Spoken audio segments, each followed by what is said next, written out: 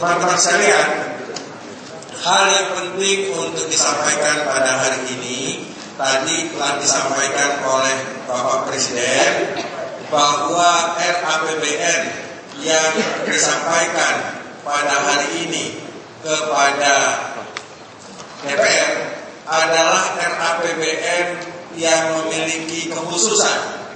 Kenapa? Karena disampaikan oleh pemerintahan SBY, Kabinet Indonesia Bersatu Kedua, tetapi dilaksanakan oleh pemerintahan berikut hasil pemilu 2014 yang akan hasilnya nanti ditentukan oleh Mahkamah Konstitusi yang insya Allah akan diumumkan pada tanggal 22 Agustus ini. Nah, dengan demikian, oleh karenanya APBN yang disampaikan oleh pemerintah itu bersifat baseline atau bersifat business as usual. Ya, tidak ada sesuatu yang secara khusus dimasukkan di dalam APBN atau rancangan APBN 2015. Kenapa hal itu dilakukan?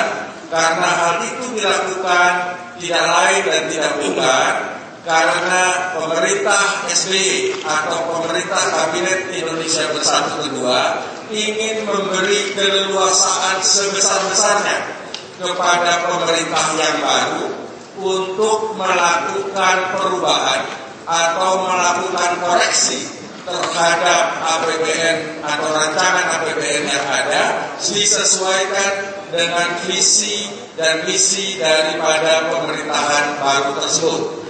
Dengan demikian, maka dalam pembahasannya itu juga dimungkinkan nanti apabila pemerintahan baru sudah ada, itu nanti bisa melalui praksi-praksinya di parlemen juga ikut memperjuangkan sesuai dengan visi-visi tersebut.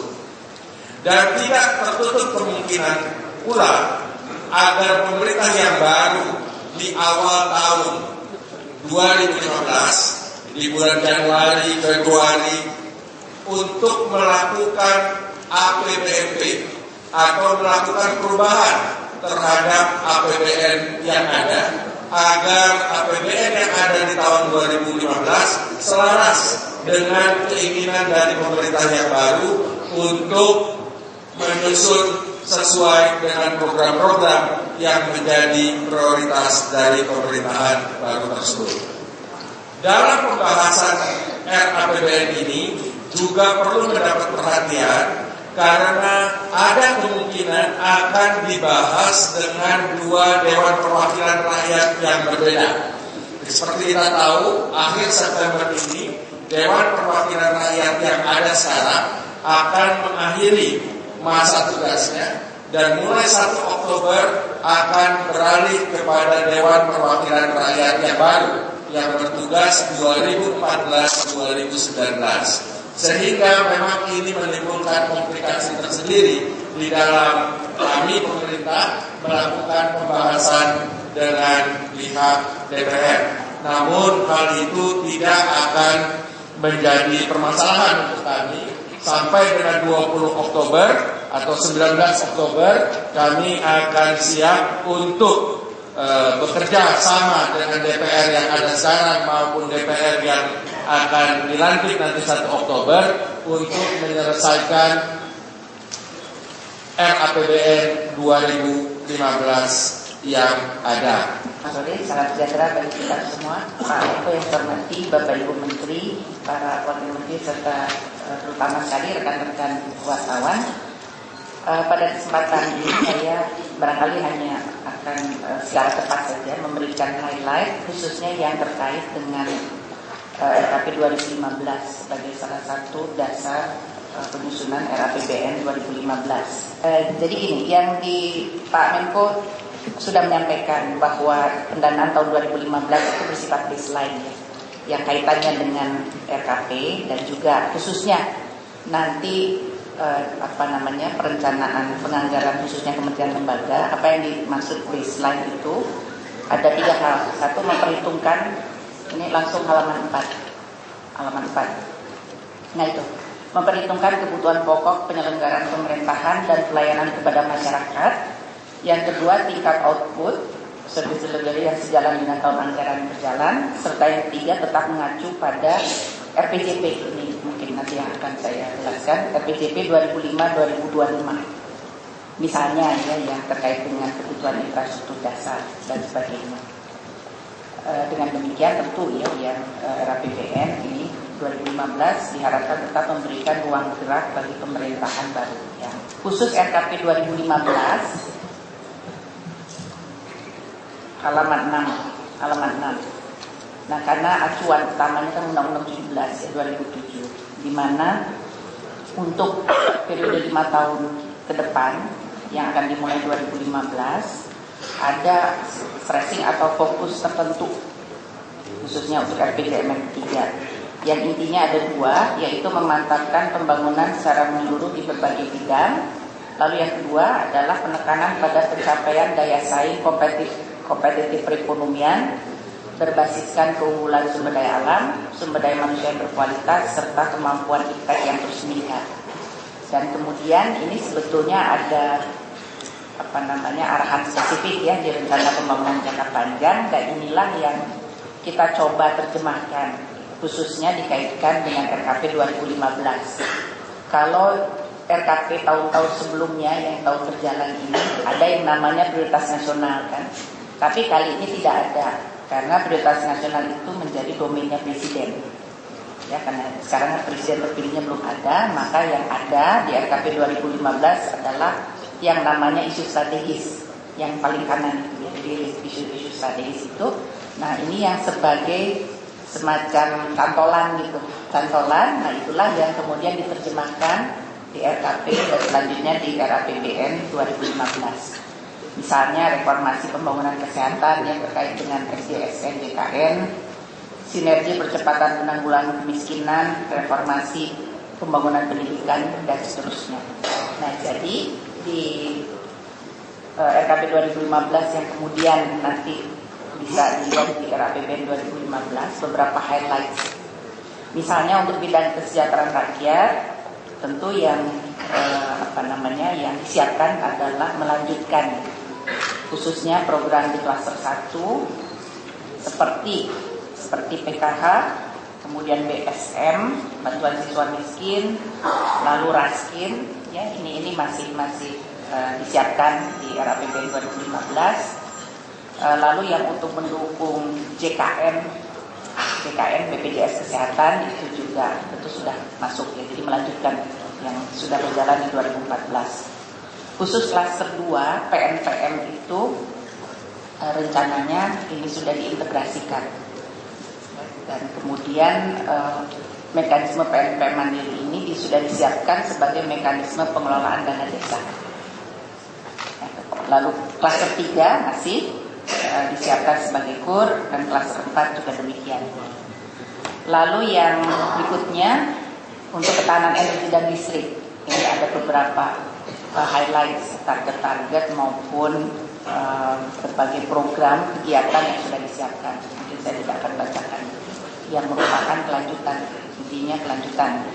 dari yang sudah berjalan selama ini. Begitu juga untuk ketahanan pangan, intinya masih 5 komoditi pangan strategis dengan berbagai sarana prasarana pendukung ya, untuk mendukung ketahanan pangan. 4 adalah infrastruktur pelayanan dasar. Lanjut di slide berikut, khusus yang infrastruktur pelayanan dasar ini tentu 2015 dan seterusnya ya, karena 2019 menurut Undang-Undang 17/2007 itu 2019 100% pemenuhan infrastruktur pelayanan dasar. Nah, jadi tentu harus sudah dimulai di 2015 pentargetannya supaya 2019 ini semua harus 100%. Terima kasih Pak Menko yang saya hormati, rekan-rekan menteri, teman-teman media. Assalamualaikum warahmatullahi wabarakatuh. Selamat sore dan salam sejahtera bagi kita semua. Mungkin ada beberapa slide yang ingin saya sampaikan. Kita langsung saja kepada slide 8. Ini sambil menunggu slide 8 karena ini ya. Ini adalah asumsi dasar dari ekonomi makro 2015. Jadi RAPBN 2015 ini disusun berdasarkan angka ini. Di dalam pembicaraan di DPR, yang pembicaraan pendahuluan itu dibicarakan adalah range-nya. Pada waktu itu pertumbuhan ekonomi antara 5,5 sampai 6%, inflasi 3,5 sampai dengan 5,5% dan seterusnya. Ini adalah poin yang dipakai untuk menggunakan memperhitungkan RAPBN 2015, pertumbuhan ekonomi 5,6%, inflasi 4,4%, tingkat bunga SPN 6,2%, nilai tukar rupiah 11.900, harga minyak $105, lifting minyak 845.000 barrel per hari, lifting gas 1.248. Mungkin saya akan highlight dua saja di sini. Mengapa pemerintah mengasumsikan pertumbuhan ekonomi 5,6%? Memang situasi globalnya belum sepenuhnya membaik, tetapi jika dilihat bahwa akan ada perbaikan di 2015 dibandingkan dengan 2014. Jadi RAPBN 2015 disusun di atas dasar kerangka asumsi makro yang sangat konservatif. Sekali lagi seperti Pak Menko menyampaikan, agar memberikan ruang nanti pemerintah baru jika ingin menyesuaikan growth-nya, apakah mau dinaikkan 6%. Ini saya baru terima SMS dari seorang jurnalis senior dari media asing. Coba saya bacakan, saya nggak bisa sebut namanya.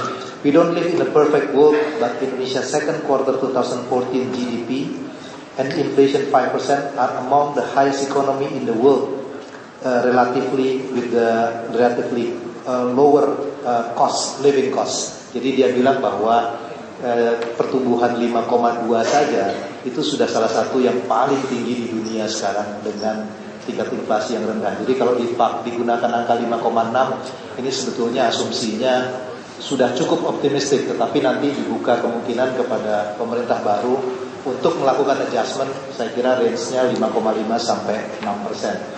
Slide berikut, atas dasar asumsi ini disusunlah postur RAPBN 2015 dan dikendalikan defisitnya di bawah 2,5% dari PDB. Bisa dilihat di sini.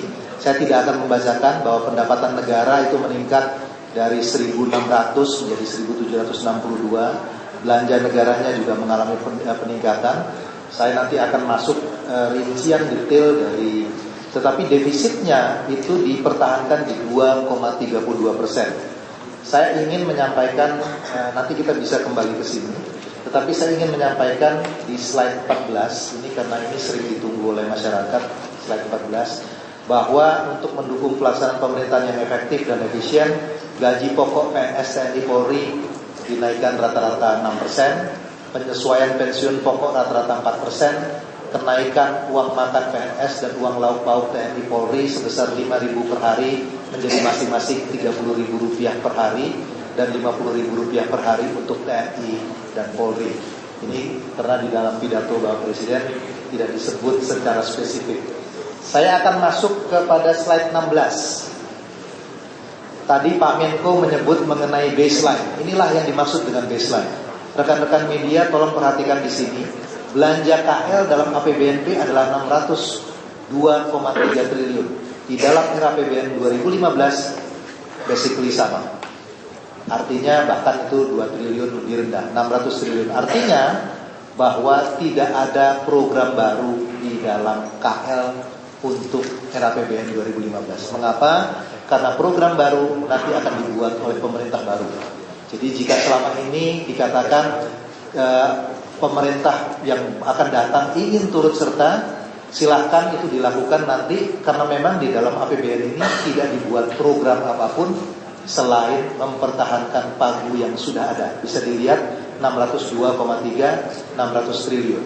Untuk belanja non-KL, pembayaran utang dalam negerinya yang mengalami peningkatan dari 120 ke 140, sedangkan utang luar negerinya itu sebetulnya sama dan bahkan mengalami penurunan. Untuk subsidi, di sini yang terjadi kenaikan, subsidi BBM dari 246 menjadi 291, sedangkan subsidi listrik itu menurun dari 103,8 triliun menjadi 72,4 triliun. Jadi rekan-rekan media bisa melihat inilah yang dimaksud dengan RAPBN yang sifatnya baseline. Karena praktis, new inisiatif yang nanti tentu pembicaraannya akan melalui luar beda apa namanya, kalau visi presiden yang baru itu munculnya dalam RPJMN. RPJMN itu akan dituangkan nanti di dalam APBNP 2015 yang mungkin sudah mulai, jika pemerintah baru ingin membicarakan, event per 2 Januari 2015 itu bisa disampaikan. Dengan kondisi seperti ini, saya kembali ke slide 9.